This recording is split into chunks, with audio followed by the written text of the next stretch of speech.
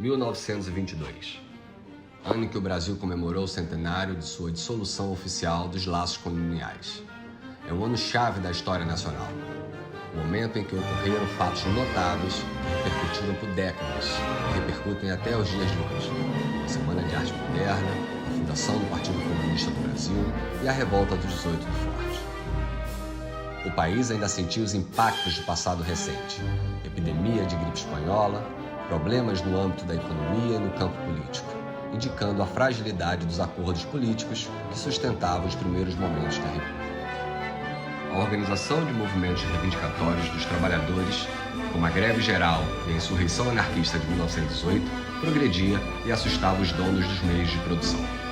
Em meio a essa turbulência, em 1922, a presidência mudou de mãos, passando de Epitácio Pessoa para Arthur Bernardes, e governou quase integralmente sob o estado de sítio, decretado a partir do argumento de que precisava conter as perturbações que aconteciam nos mais distintos âmbitos. Não por acaso, Pessoa e Bernardes vislumbraram a comemoração do centenário da independência. Como estratégia para amenizar o quadro de tensão, fazer propaganda de suas gestões e pôr em debate o ainda inconcluso tema da identidade nacional. Consideraram ser uma boa oportunidade para celebrar e explicitar a adesão do Brasil a parâmetros de modernidade, a ideias de civilização e progresso. Para isso, contaram com o auxílio do então prefeito Carlos César de Oliveira Sampaio, personagem que desde o século XIX estava envolvido com empreendimentos públicos e privados que tinham por intuito reformar as cidades e que durante seu mandato buscou cumprir o programa de modernização do Rio de Janeiro. Sanear, embelezar, gerar novos espaços para a construção de habitações e empreendimentos de alto padrão econômico. Em resumo, esses eram os intuitos centrais da gestão Carlos Sampaio, aprofundando-se o processo já em curso de gentrificação da cidade, inspirado por certas visões de civilização e progresso. Nesse cenário, valorizou-se o eixo centro-zona sul da cidade, induzindo uma ocupação ordenada da área litorânea, encarada como símbolo de novos tempos do Rio de Janeiro. Não surpreende as críticas às ações de Carlos Sampaio. O escritor Lima Barreto, por exemplo, foi um dos críticos mais constantes e contundentes. Para ele, claramente o prefeito dividia a cidade em duas, uma privilegiada, outra abandonada, uma marcada pela renovação, outra pelo descaso, uma pelo cuidado, outra pela falta de atenção, uma europeia, outra indígena. Foi nesse contexto, atravessado por mudanças, tensões e ambiguidades, que as celebrações de 1922 foram organizadas, tendo, entre elas, 3 importantes eventos esportivos: o Campeonato Sul-Americano de Futebol, os Jogos Militares e os Jogos Olímpicos do Centenário. Uma das provas dos Jogos Olímpicos do Centenário foi a maratona. De acordo com João Manuel Casquinha Malaya Santos, a prova foi uma verdadeira celebração à modernidade carioca. O roteiro foi pensado e executado para dar vistas a pontos recém-urbanizados da Zona Sul, bem como passar pelas obras novas dos Palácios da Exposição e de outros pontos importantes que pudessem ressaltar não só o desenvolvimento da cidade, como as benesses do prefeito Carlos Sampaio e as novas regiões adotadas pela elite carioca como destino. Foi, portanto, uma ocasião muito simbólica, como, aliás, ocorreu com a maratona organizada nos Jogos Olímpicos do Rio de Janeiro de 2016, cujo trajeto seguiu estratégia semelhante à de 1922, privilegiar determinados pontos da cidade que se pretendia exaltar. Percorrer, mesmo que de forma incipiente, alguns dos pontos da maratona nos ajudam a entrever permanências e mudanças promovidas na urbanização do Rio de Janeiro. O estádio do Fluminense Futebol Clube, localizado no bairro das Laranjeiras, foi o ponto de partida da maratona de 1922. Era, de fato, na ocasião, um dos equipamentos esportivos mais importantes da cidade, tendo já acolhido relevantes eventos, notadamente relacionados ao futebol. Se os corredores da maratona de 1922, nos dias de hoje, passassem pelo estádio, estranhariam a paisagem urbana e algumas mudanças no próprio estádio. Por exemplo, perceberiam a duplicação da Rua Guanabara, atual Pinheiro Machado, o que obrigou a demolição de parte das arquibancadas do estádio, bem como a presença do túnel Santa Bárbara. Ao menos, os atletas ainda reconheceriam a sede do clube, que foi um dos berços do futebol brasileiro. Dada a largada, depois de seguir pela Rua Paissandu, os maratonistas entraram na Avenida Beira-Mar, na altura da Praia do Flamengo, em direção ao centro da cidade. Parte das importantes reformas urbanas realizadas no Rio de Janeiro nos anos iniciais do século XX, protagonizadas pelo prefeito Pereira Passos e pelo presidente da República Rodrigues Alves, a Avenida Beira-Mar foi inaugurada em 1906, embora só concluída no ano seguinte. Porém, ela tinha um ponto fraco. Ficava muito exposta às constantes ressacas que havia no Rio de Janeiro, inclusive na Baía de Guanabara. Em 1921, uma vez mais, uma ressaca destruiu trechos da Avenida Beira-Mar, o que se tornou um importante argumento para Carlos Sampaio promover intervenções na região. Além das reformas necessárias para reparar os estragos produzidos pelo mar, ampliou-se o aterro, uma parte inclusive servindo à instalação dos pavilhões da exposição. Nos dias atuais, ao passar pela Avenida Beira-Mar, os maratonistas de 1922 veriam uma paisagem muito distinta, talvez irreconhecível. De fato, diversas ações da Avenida Beira-Mar foram de grande importância no processo de construção identitária da antiga capital federal. Não foram poucas as mudanças implementadas na região, tais como a construção do aeroporto Santos Dumont, do aterro do Flamengo, do Museu de Arte Moderna, do Monumento aos Mortos da Segunda Guerra Mundial e da Marina da Glória. Sem dúvida, os atletas estranhariam que a pista utilizada não era mais aquela próxima ao mar, e sim uma grande rodovia que corta o aterro, a propósito, frequentemente utilizada para as corridas aos domingos e feriados. No seu percurso, os maratonistas passaram por 3 hotéis que foram abertos por estímulo governamental, tendo em vista as comemorações do centenário, tanto para acolher os convidados internacionais ou nacionais mais importantes, quanto para celebrar os novos tempos por meio de sua arquitetura, luxo e conforto. O Hotel Glória foi um desses, dos mais importantes por ter sido inaugurado a tempo das celebrações e ter tido uma longa trajetória. Após anos desempenhando um papel protagonista na cidade, o hotel, em 2022, todavia, cumpriu seu centenário fechado para reformas, ainda sem prazo para finalização. De toda forma, os maratonistas de 1922 ainda veriam o prédio de pé, em obras, bem como seu entorno bastante modificado em função da instalação do aterro do Flamengo. Na sequência da maratona, os corredores chegaram ao portão principal do Parque da Exposição do Centenário, seguramente a maior realização das comemorações de 1922. O Palácio Monroe, porém, era a expressão de outro tempo. Fora construído para ser o pavilhão do Brasil na Exposição Universal Feira Mundial de St. Louis, nos Estados Unidos, em 1904, já sendo previsto que depois seria transportado para o Rio de Janeiro. Na verdade, apenas uma parte do palácio regressou ao Estado. Ele foi instalado na Avenida Central em construção, bem compondo o cenário com outras edificações ecléticas que naquela região estavam sendo construídas, tais como a Biblioteca Nacional, o Supremo Tribunal Federal, atual Centro Cultural da Justiça Federal, e o Teatro Municipal. Ao contrário dos locais anteriores, atualmente, os maratonistas de 1922 nada veriam do Palácio Monroe, demolido em 1976, após intenso e acalorado debate envolvendo urbanistas, políticos e a imprensa. Em seu lugar, os maratonistas veriam a Praça Mahatma Gandhi, na qual se encontra a estátua do líder, presente do governo indiano por ocasião das celebrações do 4º centenário da cidade do Rio de Janeiro, em 1965.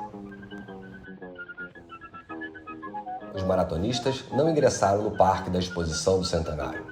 Porém, aquela região passou por uma das mais estupendas e polêmicas obras da história do Rio de Janeiro, uma marca daquelas comemorações de 1922. O Rio de Janeiro não foi fundado no Morro do Castelo, mas nele foi estabelecido o primeiro núcleo mais estruturado da cidade. Durante mais de um século, por ali se encontravam as mais importantes instituições públicas e residia boa parte da população. No início do século XX, o Morro do Castelo, para alguns, tornara-se um incômodo por ser ocupado majoritariamente por gente de estratos médio, baixo e baixo, bem como por se encontrar bem no meio da região central, o impedimento à maior expansão daquelas freguesias urbanas que passavam por mudanças desde meados do século XIX. Das intervenções protagonizadas nos anos iniciais do XX por Pereira Passos e Rodrigues Alves, especialmente em função da construção da Avenida Central, uma parte do morro foi destruída, notadamente tendo em vista a instalação da Biblioteca Nacional e da Escola Nacional de Belas Artes, atual Museu Nacional de Belas Artes. No início da década de 1920, o prefeito do Rio de Janeiro, imbuído de seu espírito renovador, viu na construção do Parque da Exposição do Centenário uma oportunidade para definitivamente eliminar a elevação que tanto lhe incomodava, por ele chamada de um dente cariado no centro da cidade. Em meio a muitas polêmicas, o velho dava lugar ao novo, originando um arranjo da cidade em que o litoral cada vez mais seria ocupado com sucessivos aterros. Assim como o Palácio Monroe, no dia de hoje, os maratonistas de 1922 poucos vestígios encontrariam do Morro do Castelo, um dos marcos da fundação da cidade de São Sebastião do Rio de Janeiro. Dele, somente ficou como testemunha um trecho de 30 metros de uma de suas vias de acesso, a Ladeira da Misericórdia. Se durante a prova os maratonistas de 1922 não ingressaram no Parque da Exposição, talvez tenham visitado como milhares de pessoas fizeram nos dias das festividades. Caso retornassem à região nos dias atuais, encontrariam de pé aqueles que serviram como pavilhão do Distrito Federal, atual Museu da Imagem e do Som, o MIS, Pavilhão de Honra da França, atual Academia Brasileira de Letras, e o Pavilhão das Estatísticas, atual Centro Cultural da Saúde. Patrimônios que sobreviveram à sanha de destruição que vitimou parte importante da história do Rio de Janeiro. Depois de chegar ao portão principal da exposição, os maratonistas de 1922 retornaram pela Avenida Beira-Mar a caminho da Zona Sul, passando em frente ao Passeio Público. Em sua longa existência, o Passeio Público passou por muitas mudanças, sempre sendo um indício dos diferentes momentos de modernização pelos quais passou o Rio de Janeiro. Se, como em 1922, os maratonistas passassem em frente ao atual Passeio Público, ainda o veriam por lá, no seu lugar original, mas, de fato, muito transformado, não só no seu interior, como no seu entorno. De um lado, marcado pela presença de altas edificações, e de outro, por um afastamento ainda maior do mar, em função das obras do Aterro do Flamengo. Depois de ultrapassado o Passeio Público e a Glória, nossos corredores enfrentaram um longo trecho da Avenida Beira-Mar no Catete. Ao final, se depararam com mais algumas intervenções promovidas na gestão de Carlos Sampaio, entre as quais a Avenida do Contorno. Até então, ao chegar no Morro da Viúva, que avançava pelo mar criando uma barreira natural ao trânsito, para se acessar Botafogo, utilizava-se a Avenida de Ligação, atual Oswaldo Cruz, obra do período Pereira Passos. Hoje, os maratonistas de 1922 veriam uma área muito transformada, com enormes edificações que circundam o morro, mas ainda muito bela e guardando algo do seu passado, inclusive uma estátua que tem relação direta com as celebrações do centenário. Entre os eventos comemorativos dos 100 anos de independência, tiveram grande destaque as inaugurações de presentes que os países que compareceram à exposição ofereceram ao Brasil como sinal de amizade. Um dos mais celebrados e citados pelos periódicos foi uma estátua de Cuauhtémoc, oferta do México, que investiu fortemente em sua participação na celebração, buscando acirrar os laços com o governo brasileiro, o encontro entre as maiores nações da América Central e da América do Sul. Nos dias atuais, os atletas de 1922 seguiriam cruzando com a estátua de Cuauhtémoc, todavia, encontrariam algumas diferenças. Não mais correriam beirando o conjunto de edificações, que a propósito não é mais constituído de casarões, mas sim de grandes prédios de edifícios, tampouco próximo ao mar, que foi afastado com as obras de construção do Aterro do Flamengo. Depois de passar pela estátua de Cuauhtémoc, os maratonistas seguiram para Botafogo. No caminho, ainda na Avenida do Contorno, cruzaram com mais uma das obras promovidas pela Prefeitura de Carlos Sampaio, o Hotel 7 de Setembro. Em 1924, as instalações do hotel foram desmembradas, abrigando distintas instituições no decorrer do século XX. Desde setembro de 2004, o edifício passou a sediar o Colégio Brasileiro de Altos Estudos da UFRJ. De toda forma, ainda hoje, 100 anos depois, o antigo Hotel 7 de Setembro continua sendo um belo exemplo da arquitetura eclética com tendências clássicas que marcou a paisagem do Rio de Janeiro nas primeiras décadas do século passado. Seu entorno, contudo, explicita as mudanças pelas quais passou a cidade. Em 1922, ao passar por sua frente, na direção de Botafogo, os maratonistas encontrariam bem próximo, à sua esquerda, o mar, bem como à sua direita, ainda visível, o Morro da Viúva. Como vimos, a visão de ambos foi profundamente impactada pelas obras realizadas no decorrer do tempo. No seu longo percurso, deixando a Avenida Rui Barbosa, os maratonistas passaram pela bela praia de Botafogo. Em seguida, percorreram outra área remodelada naquelas reformas urbanas, promovidas nos anos iniciais da década de 1920, a Avenida Pasteur, margeando a Praia da Saudade. Como de costume, nos projetos de Carlos Sampaio, procurava retirar da região algumas construções mais modestas e conquistar espaços para as novas habitações, ou negócios de mais alto padrão que tivessem em conta desfrutar as benesses de uma vida à beira-mar. Um claro processo de gentrificação que marcou todas as obras do prefeito. Atualmente, ao cruzar a praia de Botafogo, a caminho da Urca, os maratonistas de 1922 teriam uma grande surpresa. Não mais veriam a Praia da Saudade, já que, na década de 1930, foi totalmente ocupada e modificada com a polêmica instalação do Fluminense Yacht Clube, atual Yacht Clube do Rio de Janeiro.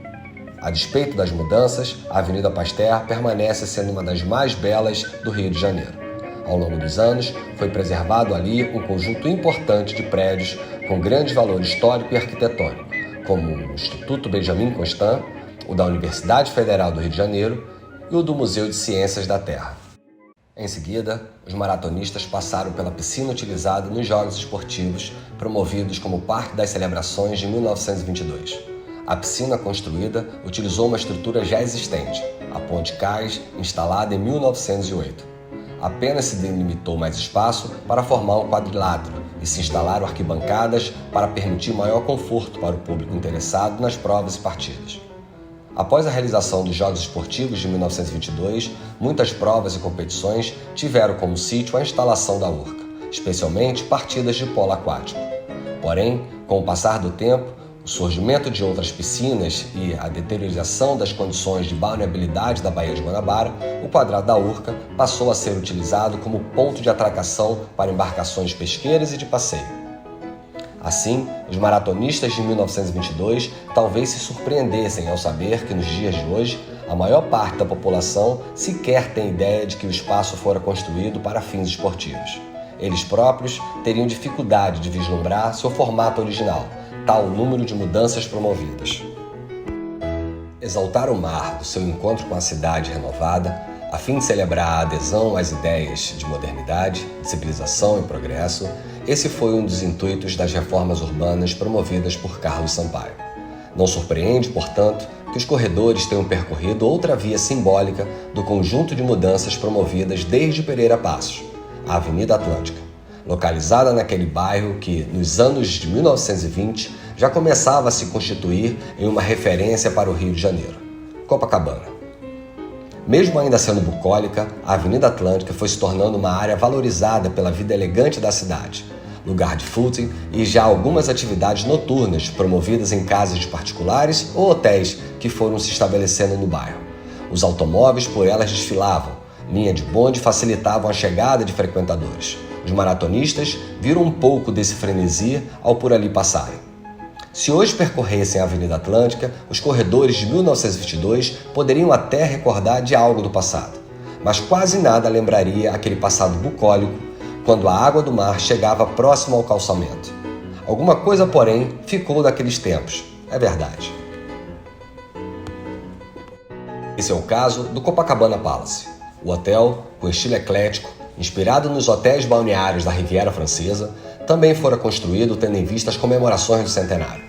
Paulatinamente, o hotel foi sendo considerado um dos principais da cidade e do Brasil, desempenhando um papel fundamental no desenvolvimento e conformação de representações sobre Copacabana e a Zona Sul carioca. Embora o Copacabana Palace tenha perdido um pouco do seu glamour, ainda hoje, os maratonistas de 1922 constatariam que o hotel segue ativo e impávido, se destacando por seu luxo, conforto e beleza, algo que marcou sua trajetória no decorrer do tempo. Para concluir o trajeto, antes de retomarem o rumo em direção ao local de largada, o estádio do Fluminense, os maratonistas percorreram o restante da Zona Sul, que estava também em progressiva urbanização, seguindo por Ipanema, pela Avenida Vieira Solto, até chegar à Lagoa, um bairro que passava por profundas mudanças e recebeu intervenções da gestão Carlos Sampaio. Sampaio, tendo em conta o saneamento e o embelezamento, mas também gerar novos espaços para o mercado imobiliário, promoveu o encanamento dos rios da Gávea Lagoa, abriu uma saída da lagoa para o mar, futuramente ainda mais urbanizada, dando origem ao Jardim de Alá, e construiu uma avenida que contornava o Espelho d'Água, atual Avenida Epitácio Pessoa. Nas décadas posteriores, a região da Lagoa passou por importantes intervenções urbanas e por um intenso processo de gentrificação. A despeito de tantas mudanças, a Lagoa ainda lembra muito de seu passado, por sua exuberância já não tão mais bucólica, é verdade. Os corredores de 1922 provavelmente a reconheceriam e, antes de voltar para o ponto de partida da maratona, talvez refletissem: como mudou essa cidade?